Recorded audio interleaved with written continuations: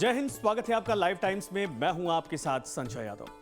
नए साल में नए सपनों को आकार देते वक्त पिछले साल की खूबसूरत यादों का जहन में रहना जरूरी है। स्मृतियों की इन झरोखे से जरा महाकुंभ को भी याद कर लेते हैं। महाकुंभ यानी भारत की सनातन संस्कृति की सबसे बड़ी पहचान, धार्मिक मान्यताओं की सबसे बड़ी मिसाल। इस बार प्रयागराज में त्रिवेणी के संगम पर महाकुंभ का सबसे भव्य और दिव्य रूप देखने को मिला। 1.5 महीने तक चले महाकुंभ में रिकॉर्ड 66 करोड़ से भी ज्यादा लोगों ने आस्था की डुबकी लगाकर एक नया इतिहास रच दिया। प्रयागराज महाकुंभ को सफल बनाने के लिए इस बार सरकार और प्रशासन की ओर से जबरदस्त तैयारी की गई थी। श्रद्धा और भक्ति का ये महामेला देखकर दुनिया दंग रह गई। स्नानम कुंभे महापुण्यम धर्म क्षेत्रे महोत्सवम त्रिवेणी संगमे दिव्यम मोक्ष द्वार सदा स्मृतम।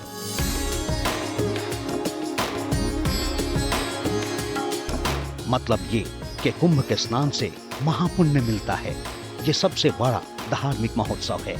त्रिवेणी के संगम पर यह दिव्य अवसर मोक्ष का द्वार है, जिसे सदा याद रखना चाहिए। साथियों, महाकुंभ हजारों वर्ष पहले से चली आ रही हमारे देश की सांस्कृतिक आध्यात्मिक यात्रा का पुण्य और जीवंत प्रतीक है। एक ऐसा आयोजन जहां हर बार धर्म, ज्ञान, भक्ति और कला का दिव्य समागम होता है। हमारे यहां कहा गया है, 10 तीर्थ सहस्त्राणि तीस्र कोट्यस्तथा अपराहा सम आगच्छन्ति माध्यातु प्रयागे भरतर्षभ। अर्थात संगम में स्नान से करोड़ों तीर्थ के बराबर पुण्य मिल जाता है। जो व्यक्ति प्रयाग में स्नान करता है वो हर पाप से मुक्त हो जाता है। धर्म ग्रंथों और सनातनी शास्त्रों में जिस कुंभ को हिंदू जनमानस का सबसे बड़ा और पुनीत आयोजन बताया गया है, उसे प्रयागराज महाकुंभ के रूप में पूरी दुनिया ने देखा और महसूस किया। महाकुंभ की महिमा जितनी दिव्य है, उसका आयोजन उतना ही भव्य और शानदार रहा। मेले की साज सजावट और सुरक्षा से लेकर श्रद्धालुओं के लिए जरूरी तमाम बंदोबस्त बेहद खास रहे। इसकी चर्चा सिर्फ देश में ही नहीं, विदेशों तक हुई। कैसा रहा? बहुत अच्छा रहा। कैसा रहा? अरे बोलिए भी। कैसा रहा? बहुत अच्छा। अच्छे से स्नान हुआ? बिल्कुल, बहुत बढ़िया। बहुत बढ़िया। व्यवस्था कैसी लग रही है? अच्छी है। ये तमाम बाजा है, ये बजा रहे हैं। तो ये जो तस्वीर है ना, बोले नमः शिवाय, हरे हरे बोले नमः शिवाय। You are from Italy? Yes, we're from Italy. How much did you like this place? Oh, it's so good. It's fantastic. Airzone. Have you ever seen anything like this? Have you ever seen anything like this? Nothing like this. It's crazy. Lovely people, very nice. Yeah. What this is all about? Did you know what this all the function is about? Why people are gathering at this place? Yeah. So we learn about Kumbh Mela and we study before to go here. So we are really prepared. आराम से स्नान हुआ सबका? स्नान हुआ, बड़ा आनंद आया है। आनंद आ रहा है। पानी व्यवस्था बढ़िया लगी? बहुत बड़ा आनंद आया है। हर हर महादेव। श्रद्धालुओं की संख्या से लेकर तकनीक और तैयारी तक प्रयागराज महाकुंभ हर मामले में ऐतिहासिक कीर्तिमान अपने नाम करने में सफल रहा। 13 जनवरी से 26 फरवरी तक 45 दिन तक महाकुंभ चला। 66 करोड़ से ज्यादा श्रद्धालुओं ने इस दौरान स्नान ध्यान किया। दुनिया के कई देशों की कुल आबादी से भी ज्यादा इस मेले में श्रद्धालु जुटे। मौनी अमावस्या पर सबसे अधिक 7 करोड़ 64 लाख लोगों की भीड़ उमड़ी। 28 जनवरी को अमृत काल में 4 करोड़ 90 लाख भक्तों ने डुबकी लगाई। मकर संक्रांति पर करीब 3.5 करोड़ लोगों ने पावन स्नान किया। औसतन रोजाना करीब 1,44,00,000 श्रद्धालुओं ने यहाँ स्नान किया। महाकुंभ के इतिहास में ये अब तक का सबसे विशाल और भव्य आयोजन था। देश तो क्या, दुनिया के किसी हिस्से में कभी किसी आयोजन में इतनी बड़ी भीड़ नहीं जुटी। सिर्फ श्रद्धालुओं की संख्या का रिकॉर्ड ही नहीं टूटा, बल्कि सुरक्षा, सहूलियत और सपोर्ट के लिहाज से भी ये अब तक का सबसे बेहतरीन आयोजन साबित हुआ। रोजाना करीब 1.5 करोड़ श्रद्धालुओं के रहने, ठहरने और खाने पीने का बंदोबस्त करना कोई आसान बात नहीं थी, लेकिन इस चुनौती को मिशन की तरह अंजाम दिया गया। संगम किनारे लग्जरी और सेमी लग्जरी टेंट सिटी बनाई गई। इनमें इंद्रप्रस्थम और जागृति जैसी टेंट सिटी काफी चर्चित रहीं, जहां होटलों जैसी सुविधा दी गई। सरकार की तरफ से किस तरीके की व्यवस्था दी गई है, जो टेंट शिविर लगाए हैं वो किस तरीके की है, आइए आपको दिखाते हैं। देखिए इस तरीके की पूरे टेंट की व्यवस्था की गई है। कैमरा पर्सन से बोलूंगा एक बार दिखाइए किस तरीके के, और अंदर से भी आपको दिखाते हैं कि वो टेंट अंदर से कैसा दिखता है। तो आइए हम आपको दिखाते हैं। देखिए जब आप जो टेंट के अंदर आएंगे तो बाहर जो है कि एक कुर्सी नजर आएगी आपको बैठने के लिए, धूप सेकने के लिए। ठीक उसके आगे अब जब आगे बढ़ते हैं तो एक बालकनी नुमा जिस तरीके से घर में होता है वैसा यहाँ पर बना हुआ है, और बाहर बैठने के लिए देखिए यहाँ पर 2 चेयर्स दिए गए हैं। फिर इसके अलावा जब आप अंदर आएंगे, बेडरूम में आएंगे, तो ये बेडरूम किसी 5 स्टार होटल से आपको कम नजर नहीं आएगा। ये बेड नजर आएगा आपको, साइड में लैंप्स जो रखे हुए हैं वो देखिए आपको नजर आ रहे होंगे। ठीक ऐसे ही इस तरफ दिखाइए, यहाँ पर सोफा भी लगा हुआ है।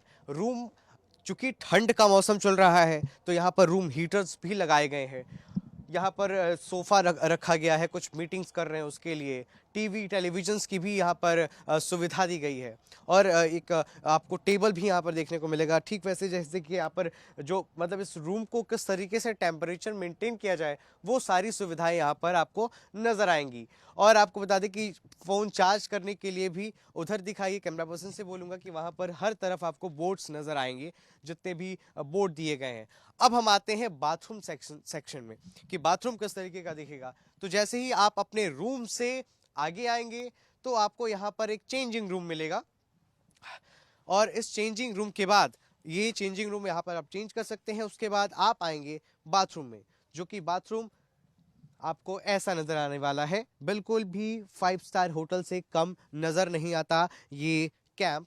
देखिए ये आपको सीधे तौर पर शावर लेने के लिए ठंडा पानी, गर्म पानी दोनों के ऑप्शंस दिए गए हैं।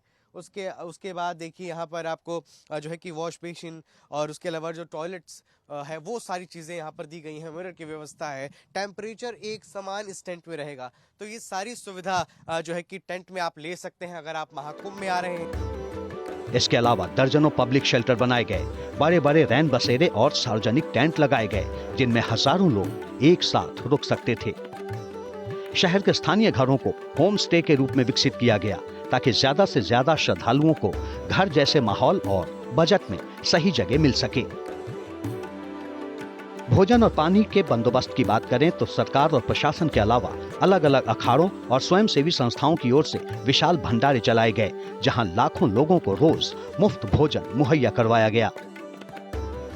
50,000 से ज्यादा नल और वाटर एटीएम लगाए गए।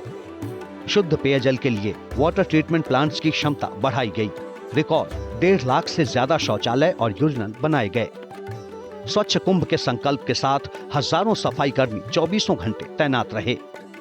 100 बेड का एक केंद्रीय अस्पताल और कई छोटे सेक्टर अस्पताल बनाए गए। घाटों तक जाने के लिए 500 से भी ज्यादा इलेक्ट्रिक शटल बसें मुफ्त चलाई गई। जगह जगह मिल्क पार्लर और राशन की दुकानें लगाई गई। डिजिटल वॉलंटियर्स और मैत्री पुलिस की तैनाती की गई, ताकि विदेशी और बुजुर्ग मेहमानों की मदद की जा सके। मुख्य स्नान के दिनों में रेलवे स्टेशनों और बस स्टैंडों पर भीड़ को रोकने के लिए बड़े बड़े होल्डिंग एरिया बनाए गए, ताकि स्टेशनों पर भगदड़ न बचे। भीड़ को टकराने से बचाने के लिए आने और जाने के रास्ते पूरी तरह अलग रखे गए। किसी भी बड़ी अनहोनी की स्थिति में गंभीर घायलों को तुरंत बड़े शहरों में शिफ्ट करने के लिए हेलीपैड और एयर एम्बुलेंस की व्यवस्था की गई। कई संस्थाओं की तरफ से मेडिकल हेल्थ चेकअप के कैंप भी लगाए गए हैं और जो तमाम जो श्रद्धालु हैं वो अपने स्वास्थ्य की जांच भी करा रहे हैं। यहाँ पर सेक्टर 9 में एक संस्था की तरफ से मेडिकल हेल्थ चेकअप का कैंप लगाया गया है और जो तमाम सारे जो श्रद्धालु हैं वो यहाँ पर आ रहे हैं। अत्याधुनिक मशीनें हैं, हेल्थ ATM जिसे कहते हैं, वो यहाँ पर लगाई गई हैं और जो श्रद्धालु हैं वो यहाँ पर आते हैं और बाकायदे अपने स्वास्थ्य की जांच भी कराने का काम करते हैं। ब्लड प्रेशर, शुगर या अन्य जो तरह की जो समस्याएं हैं उनकी जांच की व्यवस्था यहाँ पर की गई है। योलो हेल्थ सेंटर की तरफ से यह एक शिविर का आयोजन किया गया, काम शुरू किया। कितने कुछ लोग आए, बताइए इसके बारे में, क्या नाम है आपका? सर, लखनऊ से हम लोग की टीम है, योलो हेल्थ कंपनी से हम लोग आए हैं। अप्रॉक्स जो है 16,000 के आसपास हम लोगों ने टेस्ट कर चुके हैं। हेल्थ चेकअप में कौन कौन सी आप जांच कर रहे हो? हम लोग जो है height, weight, BMI, sugar, pulse, temperature, ECG और जो है और भी अन्य सेवा जैसे यूरिन टेस्ट है और भी काफ़ी सारे टेस्ट हैं। ये सारी चीज़ें प्रोवाइड कर रहे हैं, जिसको जो जो नीड होती है वो हम लोग करके हैं। इस महाकुंभ को सफल बनाना है, ये इरादा सरकार का भी था और प्रशासन का भी, इसलिए मिशन तो पूरा होना ही था। आस्था का यह इतना विशाल समागम दुनिया के अंदर कभी नहीं हुआ, कहीं नहीं हुआ। 66 करोड़ 30 लाख श्रद्धालु किसी आयोजन का हिस्सा बने। कोई अपहरण की घटना नहीं, कोई लूट की घटना नहीं, कोई छेड़छाड़ की घटना नहीं, कोई दुष्कर्म की घटना नहीं, कोई भी ऐसी घटना नहीं जिस घटना के बारे में कोई ये कह सके। विरोधी को भी ढूंढे ढूंढे दूरबीन लगा करके भी और माइक्रोस्कोप लगा करके भी वे इस प्रकार की घटनाओं को उजागर नहीं कर पा रहे। सरकार के लिए ये महाकुंभ एक महायज्ञ की तरह था, जिसमें आदि से अंत तक के लिए शुभ संकल्प था। इसके लिए युद्ध स्तर पर काम हुआ, शासन प्रशासन लगातार सक्रिय था, पर इस बार मेले का विस्तार अपार था, इसलिए चुनौतियों का पहाड़ था। प्रयागराज महाकुंभ के लिए सबसे बड़ी चुनौती थी घाटों पर स्नान के लिए पहुंचने वाले श्रद्धालुओं को मैनेज करना और उन्हें कहा जाए कि फैसिलिटेट करना, यानी भीड़ को काबू में रखना और उन्हें हर जरूरी सुविधा मुहैया करवाना। भीड़ चलती रहे, कहीं कोई श्रद्धालु फंसे ना, और इसके लिए गंगा और यमुना पर रिकॉर्ड संख्या में पीपे पुल बनाए गए। श्रद्धालुओं के आने जाने के रूट को मैनेज करना भी बड़ी उपलब्धि थी, क्योंकि घाटों पर तादाद बढ़ने पर भीड़ कभी भी बेकाबू हो सकती थी। शुभ संयोग पर ज्यादा से ज्यादा श्रद्धालु एक साथ स्नान कर सके, इसके लिए घाटों का पूरी तरीके से कायाकल्प कर दिया गया। जब श्रद्धालुओं का सैलाब इतना बड़ा हो तो सुरक्षा की जिम्मेदारी भी बड़ी हो जाती है। इसलिए इस बार प्रयागराज महाकुंभ में बड़ी संख्या में पुलिस और सुरक्षा बलों की तैनाती के साथ साथ फुल प्रूफ सिक्योरिटी के लिए आर्टिफिशियल इंटेलिजेंस का भी बड़े पैमाने पर इस्तेमाल किया गया। मेरे पीछे इस वक्त बटालियन मौजूद है, यानी ये एक मॉक ड्रिल इस वक्त की जा रही है कि पूरे मेला क्षेत्र में अगर कोई खबर आती है, कोई घटना घटती है, तो उसको लेकर हमारी जो फोर्स है, हमारी पुलिस किस तरीके से तैयार है। इस वक्त तमाम जो बड़े अधिकारी आप देख सकते हैं कि वो निर्देशित करते दिखाई दे रहे हैं।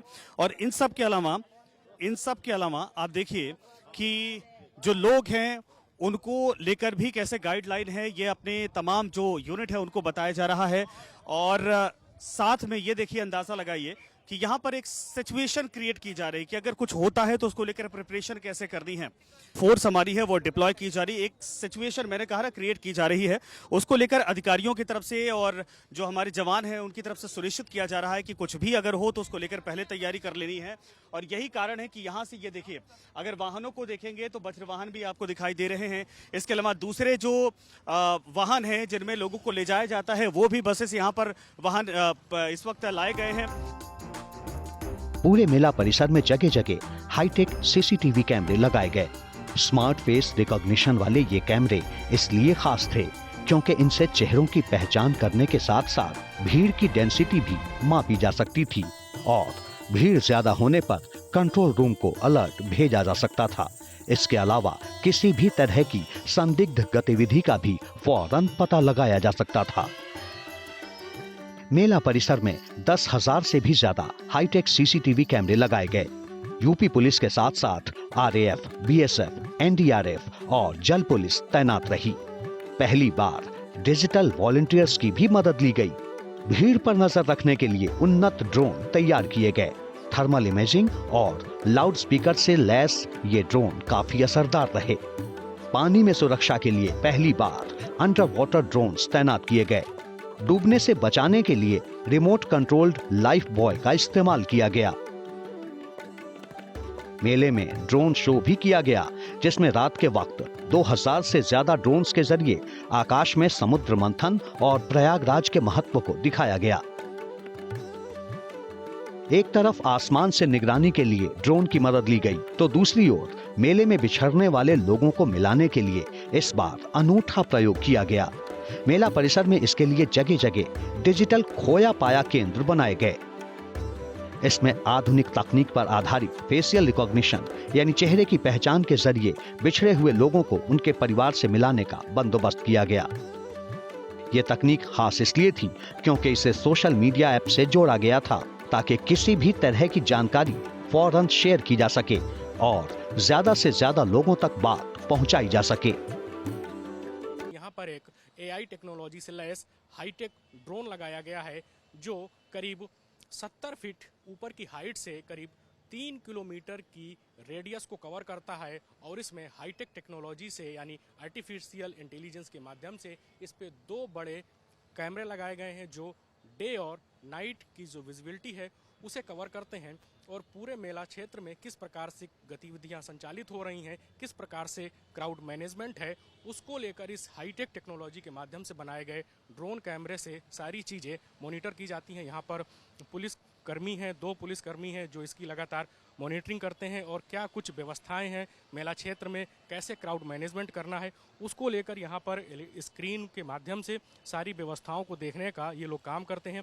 इसकी पूरी हाइट करीब 70 फीट के आसपास ये दोनों ड्रोन उड़ते हैं, जो डे एंड नाइट विजिबिलिटी के माध्यम से यहाँ से सारी चीज़ों को देखा जाता है। और इसकी समय समय पर पिक्चर्स क्रॉप करके यहाँ पर जो पुलिसकर्मी हैं वह कंट्रोल कमांड सेंटर को भेजते हैं। महाकुंभ में इस बार डिजिटल इंडिया की झलक साफ दिखी। पूरे मेला परिसर को वाईफाई जोन बनाया गया और श्रद्धालुओं की मदद के लिए मल्टीलिंगुअल चैट बॉट्स और कुंभ ऐप का इस्तेमाल हुआ। 5G इनबिल्ट बनाया गया ताकि श्रद्धालुओं को इंटरनेट और नेविगेशन में कोई समस्या न हो। मुफ्त वाईफाई और 5G नेटवर्क का इस्तेमाल करने वाले श्रद्धालुओं के डेटा को सुरक्षित रखने के लिए विशेष साइबर सेल बनाया गया, ताकि फिशिंग या ऑनलाइन धोखाधड़ी को रोका जा सके।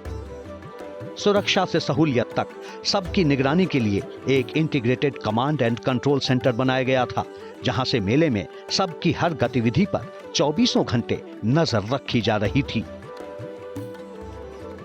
हाईटेक ड्रोन्स के जरिए उन जगहों की भी निगरानी की जा रही थी जहां पैदल पहुंचना मुश्किल है।